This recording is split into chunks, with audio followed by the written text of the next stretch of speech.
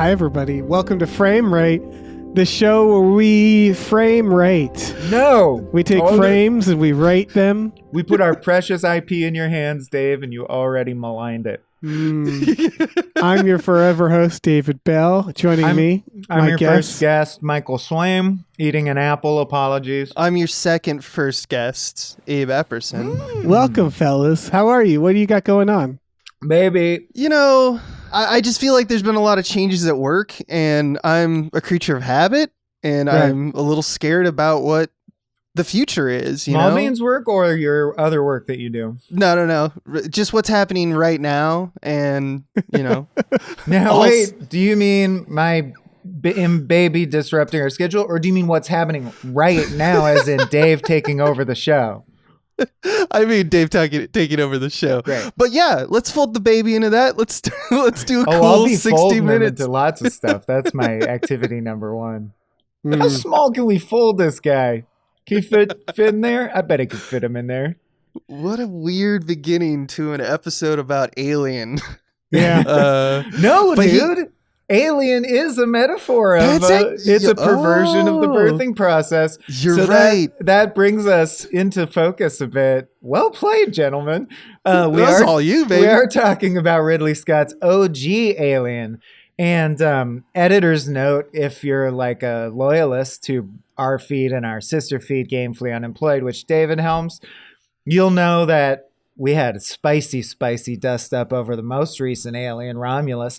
And I see this, frankly, as a brutal rematch. I crave vengeance. Oh. No. I'm just the opposite. I'm excited for us to both. It's fascinating to me how two people who I bet feel the same about this one, like exactly the same, feel so different about the new ones. Because, spoiler alert, every time I watch this, like this time I wrote, I think it's up to 2001 level of it is a filmic masterpiece with no flaws that is the granddaddy of basically 80% of modern sci-fi, to the level that 2001 invented so much modern sci-fi. I'm blown away every time I watch this movie. 20 years of horror and still just blown away. Yeah. Still hitting us. Just thinking about the editing of each scene, of like how there's stuff it does that we like forgot to do for a while, horror-wise, and are now bringing back. It's so ahead of its time. Yeah. It's also, you realize, because I'm a huge fan of all the aliens, obviously, but like the Alien Romulus of it all, realizing like how much even the second Aliens is a ripoff of this, how much like, it's weird to say because it's a sequel, but like I realized that of the four like quote unquote original, like the 90s Aliens movies, three of those, I guess not, you can't count this one, but three of them have the same ending, which is let's blow up the thing. Oh no, we're safe now. Yeah. Oh no, there's one more. Let's blow it into space. And this one starts it. And then you realize that, like, yeah, the next sequels, I guess, including, you could include Romulus, no one can beat that. I do feel like the it's only like person who attempted was Jaws or Fincher. Jurassic Park, where you're like, some of those are good or bad or worse. There's that one was pretty good, but you just started with such a home run. Nothing will ever recapture that magic. Here's the thing. The Xenomorph is designed to be the ultimate predator. Nothing can beat it except Predator. Space is right, the vacuum of the universe. Yeah. Winner, the OP. You can't beat Father Time. You can't beat space. I think it's Vegeta's third form could defeat Xenomorph. But like, that's why I think it's so, everyone's just like, let's leave it there, because like you start, riddling it full with special bullets that you design that are, made by the company to kill aliens in particular. It's bleeding all over the place, making a hole in your shit. Yeah. Genuine question, because everyone knows the movie so well. I do want to talk about why it's great, but I also want to have fun. Do you think Samus could beat a Xenomorph? Real opinion. Samus? Because she could roll into the ball. I think the ball is acid proof. I think ball form is acid proof. She's really fast. And if the acid makes a hole in the thing, she can use that. Like part xenomorph, you're saying. Like they use the DNA. Think of how freaking fast she could go through the vents away from the... like, I'm here. I'm over here. Yeah. I think about all the times in my life that I've escaped a situation by just rolling into a ball and just exiting the room. I think of all the times I've escaped a situation by ripping off my helmet and I'm a beautiful woman. Some Bugs Bunny shit. That's some good shit. But yeah, right there. it's so really young people. I don't know if people care because it is carried on, but just want to shout out the very basic, laudable shit that most film buffs know, which is it was 2001 basically set the template for this is how the clean, aspirational, not necessarily good because there's sinister shit going on, but like science is clean and sleek future looks if you imagine everybody's it out. very serious. Yeah. Alien was like, yeah, but what about like who's flipping your fries and making your burgers and hauling your garbage? Surely they don't have a slick fucking sci-fi ship. So it was the first movie to give us roughnecks in space. Well, Abe's shaking his head, so maybe there's precursors but it really coheses the like chunky buttons, dirty floor in such a great way that it's truly iconic. A haunted house in space. It kind of invented that. True. It comes right after 2001, which was like what, late 60s, I want to say, 2001. I wrote it down. It's like so that's what I actually think is 2001 still kind of the sci-fi film king because 11 years earlier, and it feels just as relevant as Alien, I think. It was 68, but this and like Blade Runner 2, man, Ridley did it twice. Oh yeah. All these movies, by the way, and then we can I'm just like, they're all better than Star Wars. Like the idea that this came out the same year as Star Wars, I would have been the dude who's like, it's 2 years later. Oh, okay. But I would have been the dude on the playground with the hot take. Like I play Sega Genesis and drink Pepsi and like Alien. Fuck Star Wars. Yeah. Oh, I agree. I wasn't a big Star Wars fan growing up. I saw this way before. Like I grew up on Alien, and then I saw Star Wars in my 20s. For reference. So like for me, I was like, yeah, this is fine for Star Wars. But it's not Alien. It's not Terminator. I feel like this is very aware, like the opening of this. So we watched the director's cut, right? We all watched the director's cut, which we could talk about how it's different. Yeah. It's actually shorter than the theatrical, which is interesting. It's 1 minute shorter, but the opening sequence is it felt very 2001 where it's like, I mean, it's doing a lot where it's like, look at this like weird ghost ship. It's silent. There's no one that, it feels very 2001 of like, there's this larger thing controlling the ship. We're taking our time. And then the pods open. It's it's almost like a pods opening scene also in 2001. Yeah. And it's like this flower or like blooming and it's like so graceful. And then this guy like gets egg out opening up? like an egg. Yes. And a guy gets out and looks groggy as shit. And then the first conversation is them all laughing. And the guy saying, I want my fucking bonus. And they're like, let's go explore this planet. And he's like, not without my goddamn bonus. And it's like, oh, these guys don't care about space. And they don't care about science. They just want to get paid. Just with the egg thing, because of the thing I noticed now, because we're doing a close watch. Yeah. In the egg thing or immediately after, they have to oxygen up. So they put on a fucking CPAP mask with a tube on it. It's like, oh, facehugger. Oh, I didn't realize they reenact what's about to happen to them. Yeah. In Act or the 1. engineers have the same thing. Yeah. And it's just what is an airflow like mechanism, but a dick into your mouth. I think the idea of it, because as has been greatly analyzed, it's ultimately one of the most terrifying things. Rape analog is like someone non-consensually penetrating your body, and then you have to bear their horrible offspring, and you wish you didn't. But like, I didn't realize how much the beginning of the movie is pointing to.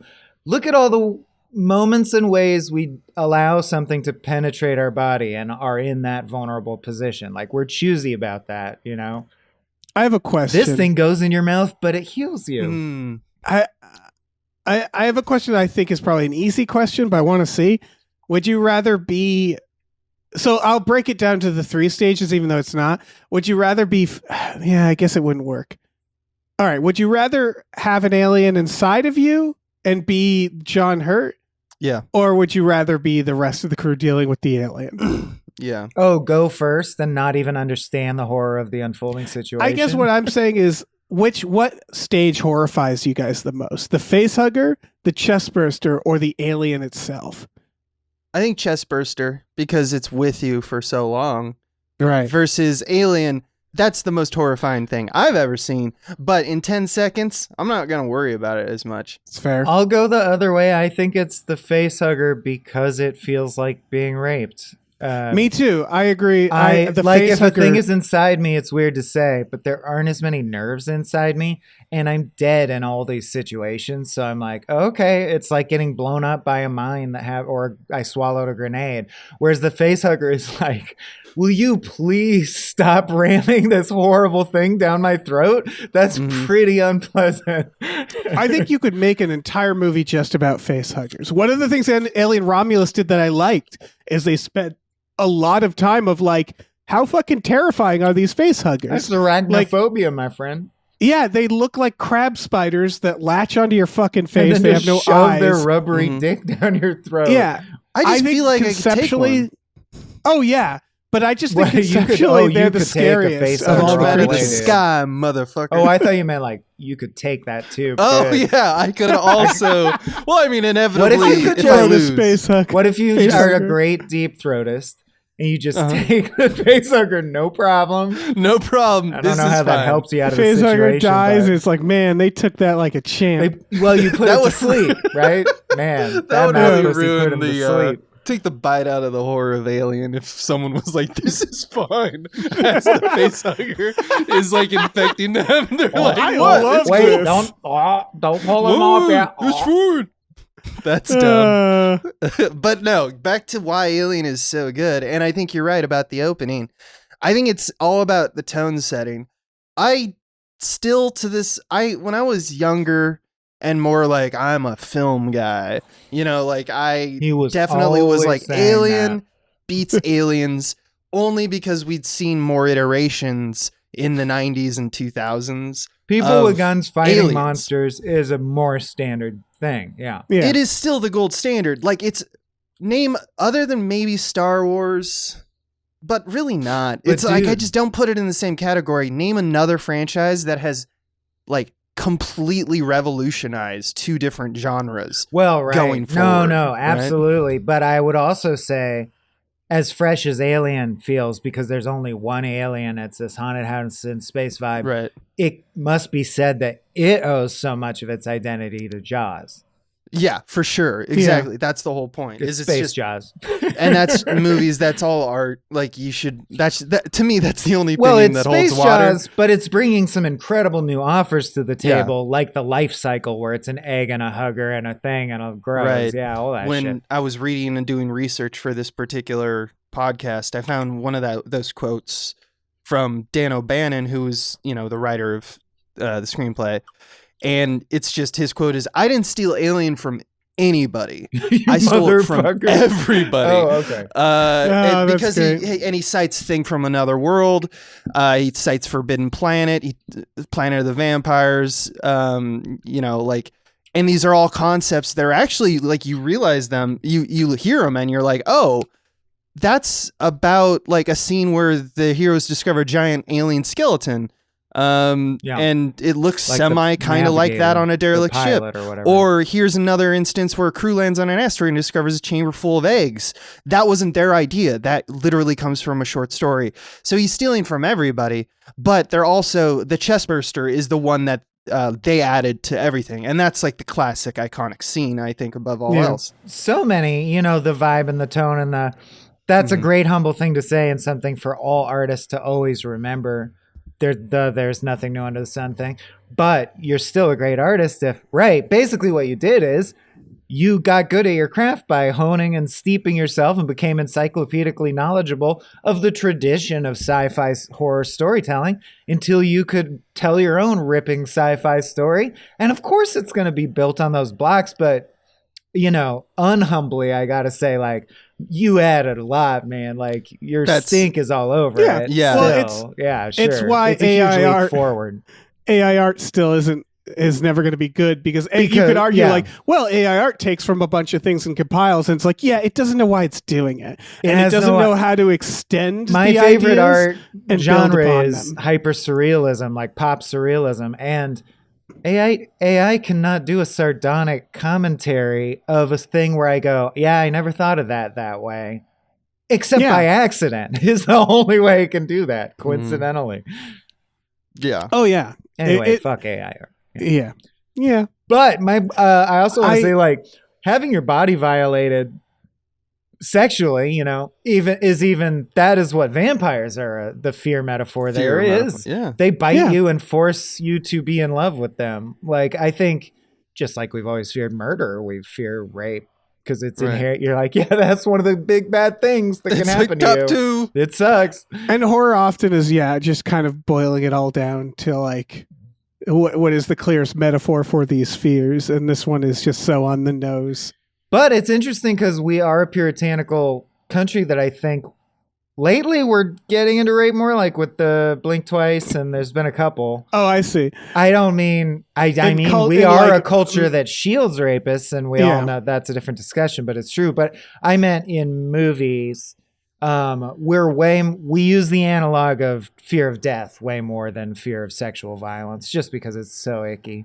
But Yeah. Alien went there, and Yeah, well and- done. And on the flip side, which I love that Alien does this as a franchise, because they actually like really, I think this is one part of the lore they really like spend a lot of time in the later movies, but the concept of not just the sexual perversion of like the death aspect, like Or all the way it's up to coming in and Romulus, your taking away baby's consent, freaky. all that stuff. Yeah. But yeah, like from jump, literally their computer's called Mother. They're birthed early from a cryo sleep because of some defect. The crew's asking why even they woke up is the whole setup of the Right. thing. So it's about birth, and it's this perversion of both. And I think it's interesting. Oh, you Not just start for with the- no knowledge. I didn't know it like a baby. Right. Yeah, and it's like that's because they want you to get back to the primal forces of like being an animal. You're a And that's what I caveman, you're think scared, Alien really does really well. And it's good for the horror genre because if you were to tell the story of the jungle, it should be a horror movie. Right. So to me, it's all about like them setting up those kind of goalposts and saying, this is where the horror will take place. Some weird mix between the two. And that is enough for us as audience to just go, I feel that perversion like viscerally. And they were going for that. And I think that was, especially at the time, I mean, 1979, who's really talking about that? Yeah, I think this watching of it, the other thing that played into it for me of like the horror setting of it all, and I'm realizing because this wasn't intentional, or rather some of it was intentional, but some of it was just beyond their imagination, which is I like watching this in 2001 movies that I love. 70s space technology, that brand of retrofuturism, Dark Star specifically lends itself to horror. And I realized it because like compared to like, I mean, you could say like 90s futurism, 2000s futurism, there's a little bit, but it's almost like the technology was in just this right spot where it was like analog enough to everything kind of looks creepy. Like Mother looks creepy the same way when And they that reset it's- Hal, you're like, it looks don't creepy. call it Mother. That Yeah. feels weirdly, I want to say sexual, even though Yeah. it shouldn't. But like, it's like calling your ship mommy. And Yeah, you're in you're its imagining- womb. It's weird. Yeah. Yeah. You can imagine the guy, Take the care of inventor you. of the computer, like drinking milk and his being like, "I call it Mother," and everybody's like, "Do we have to call it Mother?" And it's But like, also, yes. just got to point out the simplicity of why sci-fi pairs so well with horror as well as we're primally scared of the dark because it lessens our senses and Right. increases predator likelihood. And what's darker than space? Its default setting is I kill you. You Yeah. can't even be in me.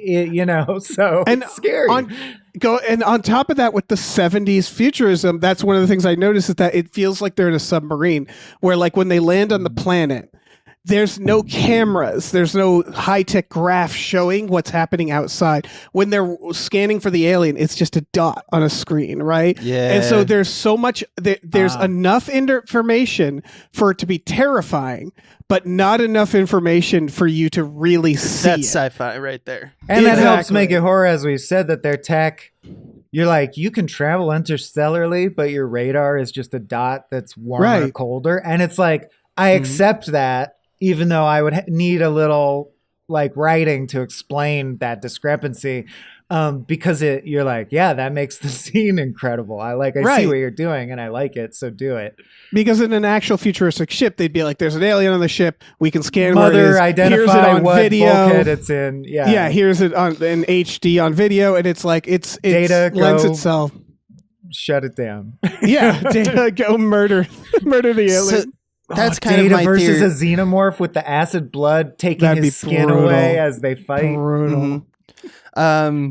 By the way, I wanted to just mention that that is legitimately one of my observations I've made over time, retroactively thinking about how the Alien franchise was purchased by Disney and people made a bunch of jokes 10 years ago or however long ago it was, Jesus Christ, that basically that the Xenomorph is a Disney princess. Oh, or, yeah. Or arguably the Xenomorph queen. And I just think that that's funny because Well, if it's a you look Disney at this queen. film, it's actually a lot like a Disney film. With the evil stepmother trying to Ah, capture and contain our princess, telling her what to do and how to be, you're and she's right. not right for the world. Meaning Ian Holm is the evil stepmother? Or they mother. aliens? Yeah. Evil Mother Holm as an is. agent of Mother, which is an agent Okay. of Wayland So Industries. Mother's like Maleficent, The ship. sending the woodsman, who is him, Yes. to like, Yes. do my bidding, capture And the I princess. wanted to yeah. ask you guys, choose either of these questions. Which Disney princess do you think should be thrown out of an airlock? Or do you think that which Disney princess is the best to have acid blood? Both are good questions. Feel free not to answer now. That's one for the commoners, maybe. Okay, can I do the Little Mermaid for both? Yeah, good answer. Something about a mermaid in space is funny to me, like dead in space. Because then if we find that body, we're like, I don't know what happened here. Yeah. I What can't is even this begin thing? to figure this out. Yeah. To me, Um, mermaid is definitely acid blood, Mhm. because that would sort of tilt her toward something that already exists that I love, like Lighthouse used, which is mermaids used to be fucking terrifying monsters of the sea yeah. that sucked you in and like fucked you up with their spines and poison and shit. Mhm. So I'd like to get her back in Well, that what you- direction. Right. And what And you then realize shoot is her that- into space, Right. baby. So you're both Little Mermaid. well, it Um, makes you suspicious, right? Because like you're right about mermaids used to be monsters, and then we got like the Little Mermaid and like the idea of the sexy mermaid. We're like, isn't this what they want us to think? Like, is this big mermaid getting it, being like, oh no, we're actually really nice and great. Come find us. Like, isn't that the whole That's what fucking thing? That's mermaids sirens right do, there. Yeah. No, you're right. That's true. Yeah. I mean, they They took fell right into their trap. They definitely. That's why they wrote that story. Is they were like, what if we flipped that old mythos? You know. Right. But in any case, I derailed us, but I just think it's funny all of the connections you're, over time well, with out Disney in and airlock. Xenomorphs. Yeah. I could I- see Mulan as a spacefaring like warrior. Oh, but yeah. but I don't want her. In terms suffocating of who could space. fight an alien, I would say the Frozen, right? Elsa or whatever. She Elsa's could freeze a the fucking witch. alien. Yeah. I was going to say Tinkerbell. Nala for both, just because Nala, when grown up, is terrifying. Oh, That's dude, fair. That's fair. I do Rapunzel out the airlock just because the hair would Oh, go that's for cool. fucking Yeah. miles. Oh, dude. you're Spaghetti right. that hair. That would be I'd throw cool. her It'd just into be a cool to black see. hole. Yeah, no. Yeah, kill all the Disney princesses. Throw Let's them into move on. space. All right, I'll re-rail us because I have That's- a question, Yeah. and I didn't look this up, and I wish I kind of did, because I want to talk about Ash and the robot stuff, which a lot of people have now Well, he's been gotta like, catch them all. well, a lot of people talk about how like the alien. I've seen like takes where it's like the alien franchise is actually about the robots, and I'm like, nah, but it's about the idea, you know, the Prometheus of it all, which is like this like cycle of us creating, becoming gods, and creating things under us. But in this movie, like I haven't looked into why Ash exists as a robot. It's actually kind of, I don't want to say cheap, but I forgot how like they don't introduce the concept. Well, yeah, they don't introduce the concept of robots, and then Ash suddenly starts jizzing out his mouth, and they're like, "He's a robot," and you're like, "Wait, a what? There are robots?" Right? Like they don't tell you. Which is great for the audience reveal, but also it's like they didn't tell them, or do they not know that tech is possible, or the company keeps They that seem secret? to know. That's weird. Well, But at least one of them goes, "What? He's a robot?"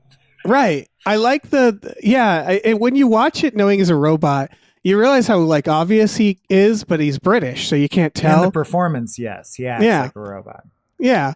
And but also like him, like he does a seemingly humane act by letting them in with the facehugger. Right. And you realize like that's not humane at all. He's doing it because he's not operating for them. But what occurred to me is that the Ash turn, because as someone who's like focused a lot on screenwriting structure, I go with 8 sequences personally, and I found that sequence 5 is the hardest. That's right after the midpoint. It's about 20 minutes after the midpoint.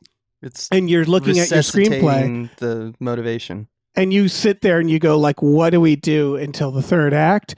And what I realized is that's exactly when he turns, is sequence 5. And I wonder if O'Bannon was simply looking at the screenplay and going like, fuck, what do I have happen here? I like blew my load on this alien. And I don't want to communicate or have it develop at all. Right. And it's like, I want this to be like a even 2 hours or, 120 page or whatever pages it was. And he's like, I want to stretch it out. And it's like sequence 5, great place for a twist. Yeah. And that's what right. Yeah, that's what it felt like, is like building this giant lore. I wonder if it was all from a screenwriter just going like, fuck, what now? It is, but I always wonder if the pilot was a mystery box, or I'm not as deep to know. Do you guys know, does Ridley Scott, like Lucas, say, oh, I always, or we the team, we always had this whole epic thing with Prometheus and the Elder Gods? Or did they just keep building pipe until they just kept building, and with Ridley Scott it's always I think that's a valid endeavor too. Blade Runner was taken from a place from the writer, that's Dick, right? It's Phil Dick, and then totally extrapolated into a completely different thing. I think the best way to write something like Alien or anything where it's like there could be sequels is just that, right? Is like you don't have to build an elaborate lore. In fact, one of the deleted scenes that's in the director's cut builds upon a lore that they cancel out, which is that the reveal in this one is the alien is turning the bodies into eggs. Did you notice that? Oh yeah, it's just how does the life cycle silicon work? The aspect of like how does it hold up? It was just dropped in. It appears now as just, here's another method in which the organism is so perfect against all of its, even when it's in its infant larva cycle, it's completely, you can't kill it because there's so many of them Right, and in Aliens, they retcon that and go like, it's a queen. So like, I think this was written where they were just like, let's add all these things and like, we can make sequels out of this. What are they exactly? Sure, I don't know. We can make a ton though. Yeah. How fast do they bloom? Like how long does it take? How do they get, how does entropy work really in this universe? But I wanted to pointing out the Ash thing, you're absolutely right. I think that was like out of necessity, which a lot of good stuff is. But it was the perfect answer, because to me, the reason that Ash is such a surprise to us, the audience, but not to the characters, is because they live in that world, they inhabit that world, and this is one in which, as it's talked about, and later, with the Prometheus especially, and definitely with like Alien 3, just the concept of this capitalist dystopia being commonplace for all these people. It's all they're talking about. Yaphet Kotto is like, I'm not going to work unless I get paid, because he knows how much he's exploited, and they act like that. And that's why there's that vibe. And it makes sense that they would be these corporations that would just create like essentially an android that would they wouldn't tell anyone about. Not that they know they exist, but they wouldn't say like, we made it perfect and you can't really tell, nor do we feel obliged to tell you that you're working with an android, because they have so little agency as minors. And ultimately Paul Reiser. And ultimately Paul Reiser. Such a friendly vibe to be the evil corporate guy. I love it. He's so good. Because his vibe is inherently like he's soft and nice. Yeah, exactly. In such a good way. Yeah. Such a kind man. Hey, we're going to crush you and acid everyone. Calm down. Yeah. But I just think that they did mind that expendability a lot more. So it's, even though it was a choice that seemed like we should surprise them, I think it's actually a really good one, only in that. Like, it obviously, it was an idea they ran with the whole, quadrilogy. You can hear the note, right? Where like if you turn this screenplay in today, someone would have the note, you got to set up the robot earlier, because that's what you're taught to do, is plant and payoff, or zoom down to his hand and it's glitching out and the audience is like, oh, something's up with what's going on, dude. Or have a line where someone's like mentions that there are robots, these fucking robots that there are, the moment you do that, the audience will see it coming, so it's more effective to just spring it on the audience like that. And also they trusted that the audience understood what robots were, so it's like it was just like it was of it, like, it was ultimately, obviously, it paid off. Right. From a lore perspective, you're absolutely right. They didn't do that. But I have to give credit to the filmmakers just also they were, from a subconscious level, thinking about how they're going to navigate the audience to get to that point. Yeah. Did you guys notice how in all of Act 1, several members of the crew treat Ian Holm like a secondhand citizen? They put it up the vise of, oh, you're the science guy, you're the nerd. But everyone rags on him. At one point, Kodo is like, get out of my chair. So it's almost like it could have been written from a perspective like Romulus was, where you just have this android that everyone's like, these skin jobs, It's true. But it's because they wanted to evoke some sympathy for him so that then they could crush it later. Plus, they really ruin like people who do have fetishes for skin jobs, because now when I ask for it, no one knows what I mean. And I used to love a good skin job. So when you stretch out the skin around it, right? Yeah. You stretch out the skin from anywhere, really, like your neck skin. That's right. It's from anywhere. I like that underarm flap that some older female teachers get. The waddle. You fuck that. I think we all do. I think it's the power of gravity, baby. Yeah. But she's a robot.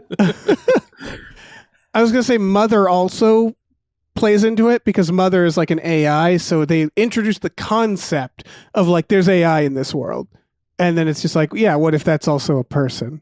It's easy. It's an easy like transition. So it doesn't feel jarring. Yeah. Yeah. It is quite clever. Very clever. I have a question. What's up? Or not a question, a comment about staggering out the alien. I thought was interesting. Have you guys seen Nosferatu yet? I haven't. No, sir. I want to, though. Want to? This doesn't spoil anything. No, sir, want to? That was good. So the trailers obviously don't show. That is great. They don't show Count Orlok, right, in the trailers. Spoilers about what you don't see in the trailer. Yeah. And so you have to wonder, like, is it going to be a big reveal? Kind of like Jaws, where it's like, and what I'll say is they kind of do an alien. And I just realized. Oh, cool. Well, is the OG. I watched it as a kid, but I don't remember. Do they withhold Nosferatu a lot? No, I don't think so. Nosferatu's all up in your stuff. Am I wrong? But I was just thinking about how thinking the lore is, the Hollywood lore is, someone just made that because they wanted to do a Dracula movie. Yes, and it's couldn't a get the rights, right? It got sued. Yeah. It's a ripoff. But Jaws is the one we're all looking for here. But Jaws is the OG, as far as I understand. But you know what I mean with like creatures, where you sort of think like it's just an interesting in between, which is that like, do you show the creature or not? And Alien presents an idea where it's like, what if you just slowly, gradually showed it? And every time it shows up, it's shocking because of that. And shocking that it's changed. Yes. Or like almost every time it shows up, and that's the brilliance. And movies do this. Movies copy it all the time. You go, They can fly now? Yeah, I guess. Well, it's fuck. like, oh. yeah, it's how do you make a creature shocking every time you see it? Well, you reveal new things about it every time. You light it just a little bit brighter every time. Yeah. You know, like Oh, also, shoot we it. can't overlook. You get some weird little freaky guy to just draw it. Like, the actual, they're legendary Yes. visual designs by a truly H.R. important Giger, yeah. artist. Like, Guy. Giger's considered, yeah. I like oh, the penis he's a and legit the genius vagina. of this sort of thing. Yeah, they got a weird little freak, and it only worked once because they've tried to use him for other things. They had the Dune. like, He drew some stuff for Dune. I feel like you're too much of a He, freak. he tried the Batmobile. They were like, "Can we get Oh, a real yeah. freak for the Batmobile?" Why'd we have you do this? I forget. Yes. I don't know what I was expecting. I saw honestly Alien. think- Imagine like Bruckheimer, be like, Yeah. are these bats? Do I fuck Yeah. this? Can I put nipples on this? I almost imagine they were like, "We got some extra money," and they're like, "I've always wanted to meet H.R. Giger." It's like, "Yeah, let's He's bring like, him in here. We Let's will fuck put him. the Let's make 1,000 him." nipples that are also eyes that cry black tar. All right, get him out of here. Get him out of here. Get him out of Yeah. here. Put him on his little train made of skulls and ride him home. But send him to like a second location because I do like some of his ideas. Because he seems Yeah. like that's what's awesome about Giger. Seems like a lovely, fun-loving man. He's just like, this is the shit I like to draw. Like, if you see Yeah. him, he's a delight. Yeah. Yeah, because he He's knows just a what he weird little wants freak. and he got He's it. like, look at this weird shit. That's weird, right? I also Man, love, my desktop is constantly changing, and I like weird art. It just came up, a painting of Giger's that is a bunch of like, because he meshed stuff, so it's hard to tell if it's just bones and flesh, but it kind of looks like a baby in a straitjacket with a Oh, yeah. penis like going into its mouth. If he should have written an autobiography, and it should But have just been technically, called, it's just a drawing of a piston. You know what I mean? his autobiography just should have been called "I Just Like Buttholes." Like that's it. I or, like just- I just robot think they're neat. buttholes, dude. or just the said drawing that you mentioned, and the title is "This Is Me." This is not pedophilia. It's robots. So. Yeah. But your point is on point, which is that there's a transformative nature because we're dealing with the fringe, we're dealing with the frontier and the unknown. So it's like, what better to throw an organism that just almost makes no sense? Right. It's To just it remind me of like it's just a question in horror, specifically slasher and monster, which is when do you show it? And it's like, do you do Norman Bates with the mom is always, you never see her face, you never see the reveal Oh, for yeah, obvious that's reasons. Jaws. Does Jaws pop out of the water and then all bets are off? We just start seeing them. Like when do you show the thing? And like rarely do movies do the in between, which is like, how do we make it shocking every new time we see it? Yeah. Show it a little more every time. Versus like the Mummy shows the monster. I mean the remake pretty quickly, right? And that's more of an adventure horror. So it's just interesting whenever I see the version where it's like, what if we just show, like the first time you see it, you see kind of its whole body in one shot. You just don't realize it when it's hanging on the chains. And obviously you saw it as a chest burster, but then you see like just its form in the background and just its mouth. Abstraction, yeah. And like its little beak a little bit. And it's like, let's just show it a little more every time in different, ways. And then it's like its face in the vent doing the little like at him. Well, what I love about that is also that you get this instance where you're essentially thank you. I have his art book, by the way. Mike put on full screen. Yeah. I bought his penetrative art. I have It's work number 423B from his collection Errato Mechanics. And Right. it's supposed to be like a big auditorium for a sci-fi city that people would go into to watch and that's what it gladiatorial is. matches. That's obviously what But it is. it's a chick clearly. getting DP'd. Yeah. And before I lose my train of thought. Sorry. No, it's good. I think that there's an aspect of like, well, science was wielded as the tip of the spear. Science. This is how we solve things. Think about the Martian. I'm going to science the shit out of this or whatever. Right. Like there's this like kind of anthemic rationale behind that. And I think that there's something where we get to see it splayed in front of us in a medical condition, like sterile environment. Look at the face hugger, look at all of its muscles and a thing that is clearly an oyster on top of it and all that stuff. It doesn't get us closer to understanding what a xenomorph truly is, because the only thing to understand is it will kill you and it will, destroy every part of you somehow, because it's just the apex predator. All we know is it's got a little mouth and that big mouth. I do think there's that one scene where, because they're like, we don't know what it seems to be transformative or something, and then they have that scene where Sigourney Weaver and Harry Dean Stanton open up it's the first cat scare. I thought it's a missed opportunity for Harry Dean Stanton to it turned into a cat. Yeah. Oh, well, that's fine, actually. Yeah, I can handle that. Okay. Kill it while it's a cat. Is the first when do we first see Jonesy, by the way? Because the cat scare is very funny to me, where that's another one where that was already a trope. And there's something fundamentally funny about the character Jonesy seems to completely exist so that they could drag that trope into this movie. Just be like the fake out trope? Yeah, what if there's a cat scare? Yeah. And it's like, they got cats in space too to do this shit? It's just very funny to me. That's almost like a spoof of the cat scare. Well, that's got to date back to the oldest scary stories, because it's a legit happening. You're walking around at night and you go, fuck, it's a cat. That must have happened to people, thousands of years ago.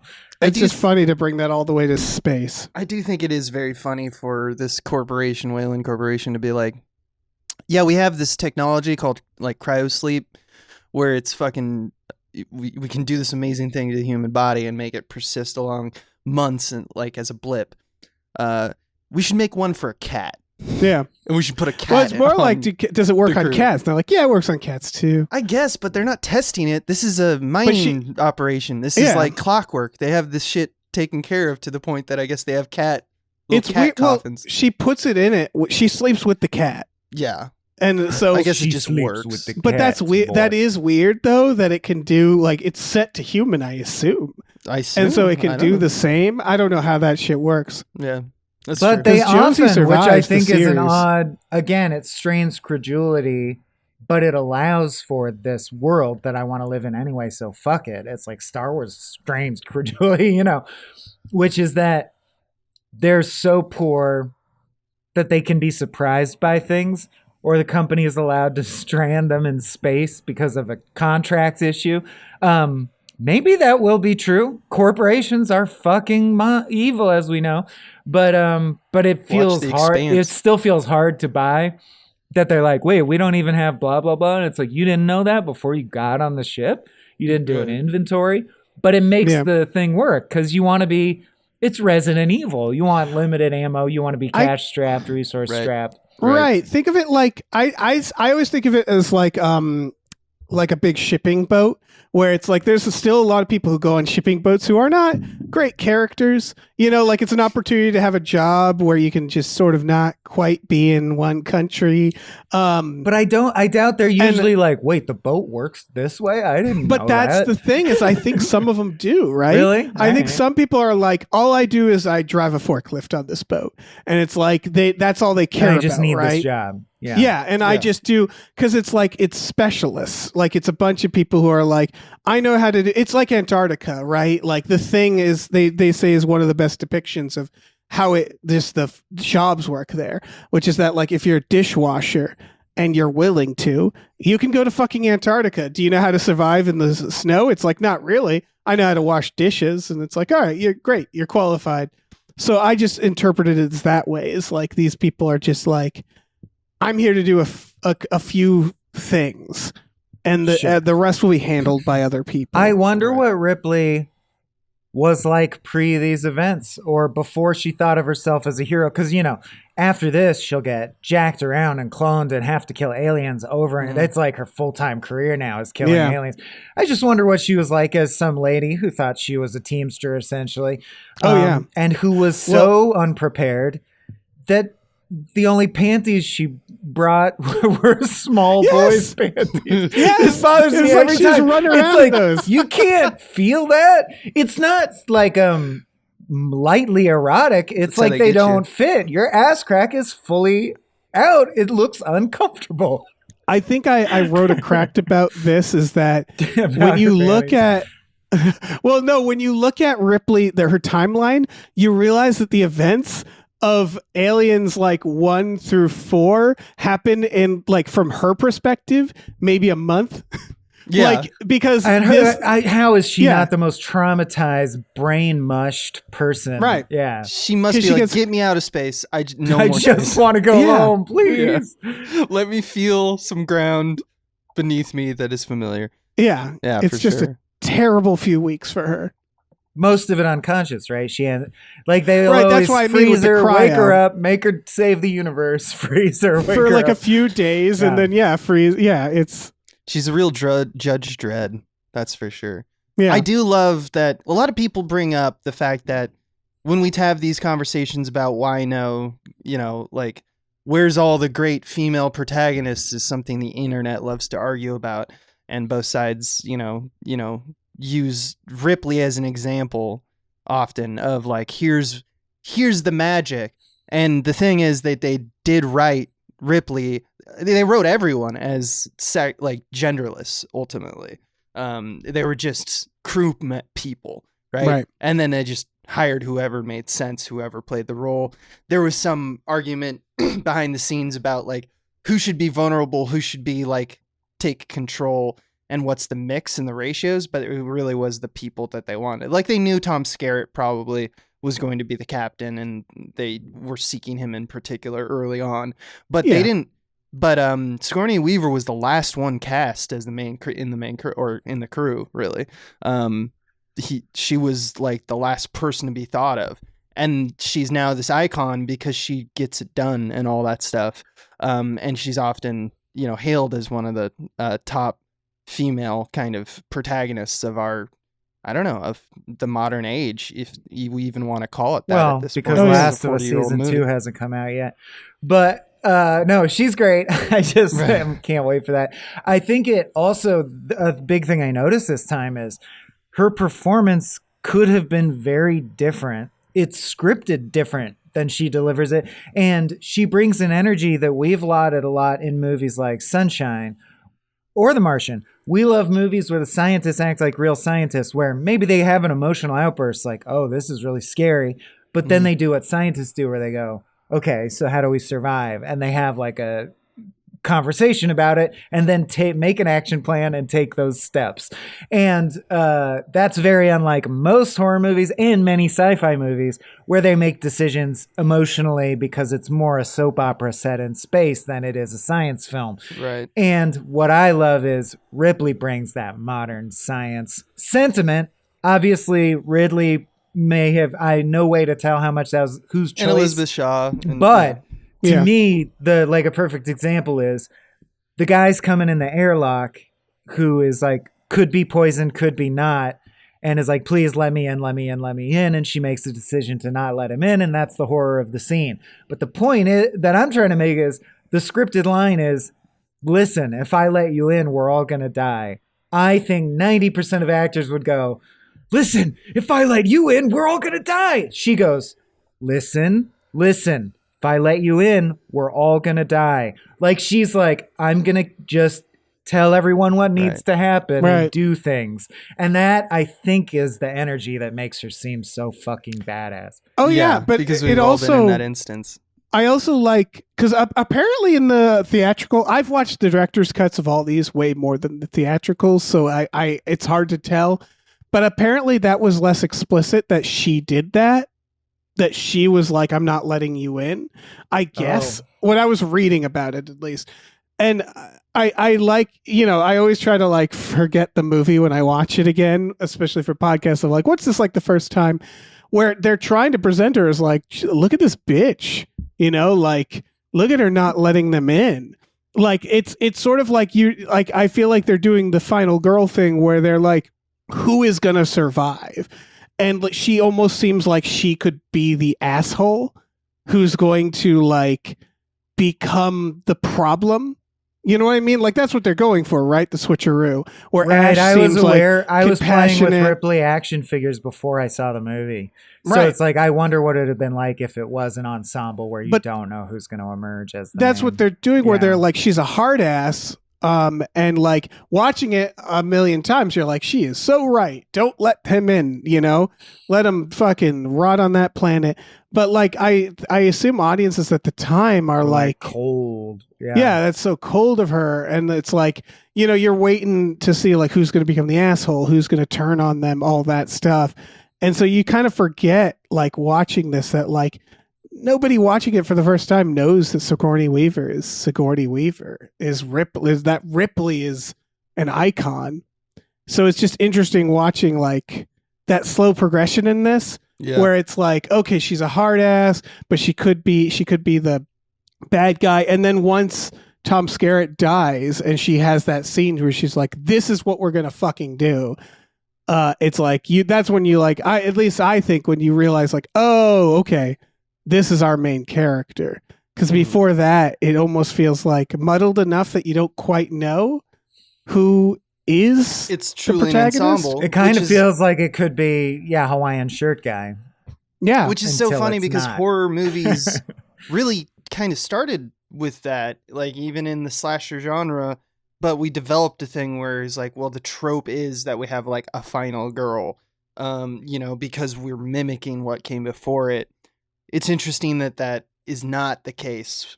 I mean, it's not the case with this, but then we retroactively go back and go, oh yeah, Ripley is a final girl. yeah. I Right. guess she is. Yeah, you because know? the point of the final girl, right, is like you watching a slasher and it's like, okay, you know 90% of these people are going to die, Yeah. but who? Like that's the It's because surprise. everyone knows with the MO, everyone's going in with the anticipation that you're all it's gonna be one or two that survive. That's it. Yeah. And it's Except in almost- that era, you're like, the cat will live. And you're right. Yeah. Yeah, exactly. I think I think Because the that will cat, be cute, right? The Right. cat will live. And that's Save what the we cat. got in that era. Is working with the alien. This would make in a good this. double feature I with agree. Monster, I'm realizing, or I think. Yeah. Alien and Monster. yeah. I'm done. But I have can one still more watch thing. it again. yeah, hit us with Because it, maybe or rather- so someone did it sounds like you did a little more reading. I've never looked into this. Did they just not have a cutaway shot and they had to just cut the dummy head to Ian Holm? In the scene where we all know this the shot where Yeah. they're setting up the dummy head and then it keeps just tilting over, and it snaps to Ian Holm and he like jerks his head open, and it's to so try to clearly a cut from the Yeah, dummy I head mean, to I think Ian it's Holm. It yeah. feels like they should have had a cutaway of like just a reaction shot. And I'm like, did you not have one? Because in the editing room, you would they had cut one. away, right? You'd look at that and go, that looks bad. That looks like shit.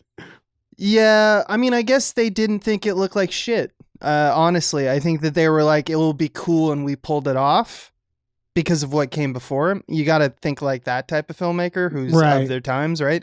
I mean, maybe they didn't, but I don't think they. First off, Ridley Scott, known for overcovering all the time, Right. shoot all of the cameras all the time. It's great, and a man by my own heart, to be honest. But that instance, we've already seen a reverse shot. All you have to do is find some part of that role that would work. Right. So I think that they were like, this is such an impressive effect. In like a lot of ways, early CG, we're like, oh, look at its glory. And then, 10, 15 years later, we go back and go, that's awful. Scorpion King is awful. It's so obvious, though. It's such an obvious cut that I just assumed in the editing they'd look at that and go like, well, that didn't work. I think they and wanted it props- to flex on us. And over That's time, interesting. we're like, we're really good at the craft part, and we're used to CG where everything's seamless. Well, that's what I was going to say. Props to Ridley Scott for never going back and like Yeah. Lucasing that, because like it does. I think that's like jarringly bad. Where if I saw this Interesting. when it came out, I'd be like, "Whoa, that was bad." Maybe. But like it is now the film. Like I'm now like, oh, here it comes. Like I'm excited Mhm. for the shitty cut. So I'm just glad they never got rid of it now.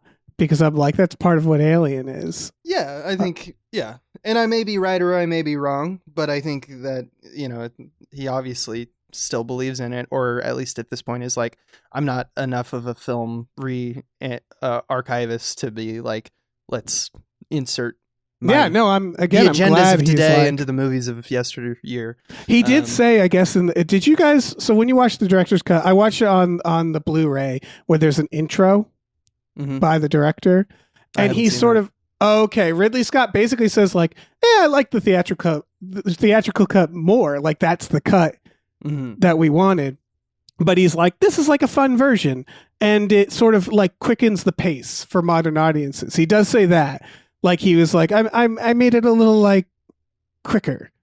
And I just think that is interesting that he thinks of the director's cut not as like, this is my vision. He's just like, they told me to do a director's cut. So like, here's a little, like, this is a little peppier. It's a little quicker. I do think that that's interesting because it's obviously a change with the times. We have, you can take a stopwatch to it. Over time, we've gotten faster with our edits and our in-scene editing and our pacing along the intra editing.